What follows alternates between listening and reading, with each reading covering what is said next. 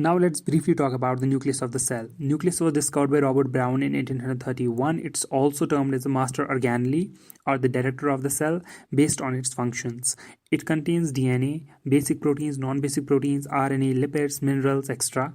If we talk about the non-basic proteins, they are present to the percentage of 65, followed by basic proteins up to 15%, then the DNA up to 9 to 12%.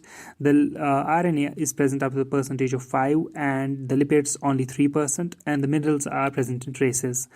Its ultrastructure is composed of 5 main parts: the nuclear envelope, the nucleoplasm, the nuclear matrix, chromatin, and nucleolus. Now it performs the major functions of the cell, like the RNA synthesis takes place here, the DNA replication takes place in nucleus. Also, it is the site for the synthesis of many enzymes and proteins. Now let's talk about the endoplasmic reticulum. The endoplasmic reticulum was discovered by Potter in 1945 and it was named so in 1953. The endoplasmic reticulum is characterized by the presence of complicated and interconnected system of membrane-lined channels that run throughout the cytoplasm, and it's a three-dimensional structure. It divides the intracellular space into luminal, that is inside ER, and extraluminal, that is outside ER chambers, and it is majorly of two types: the rough endoplasmic reticulum and the smooth endoplasmic reticulum. If we talk about the rough endoplasmic reticulum, it is characterized with the presence of ribosomes and which are engaged in the protein synthesis, while a smooth endoplasmic reticulum is devoid of ribosomes and is engaged in the synthesis of fats or lipids. Kohmilo Golgi discovered the Golgi apparatus in 1898. It helps in the storage, modification and packaging of secondary products, formation of lysosomes, etc. Golgi apparatus, along with the endoplasmic reticulum, lysosomes and vacuoles, constitutes the endomembrane system. It has been seen that it originates from the smooth endoplasmic reticulum.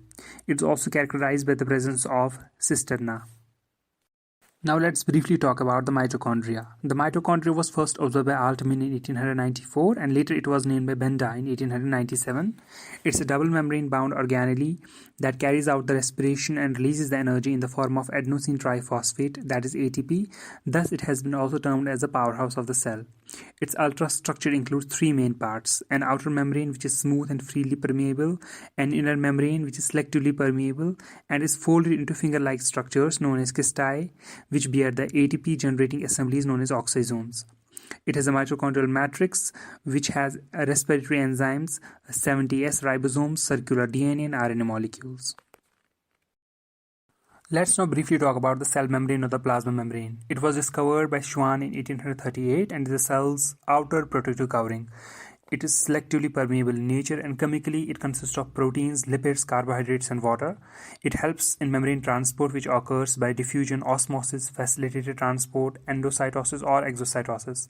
There are also modifications which takes place in plasma membrane in the form of microvilli, in the form of plasmodesmata or gap junctions, tight junctions and many other structures. In addition, many other structures and organelles are also found in cells, like the lysosomes, the microbodies in the form of peroxisomes and glyoxysomes, the vacuoles in the form of sap vacuoles, contractive vacuoles, food vacuoles or gas vacuoles. Cytoskeleton in the form of microtubules, microfilaments and intermediate filaments is also present in cell. Also, some of the non-membranous organelles like the centrosome or the ribosomes are also present in cells. In addition, the hair-like outgrowths are also seen on plasma membrane or the cell membrane in the form of cilia and flagella, and they are responsible for the cell movement.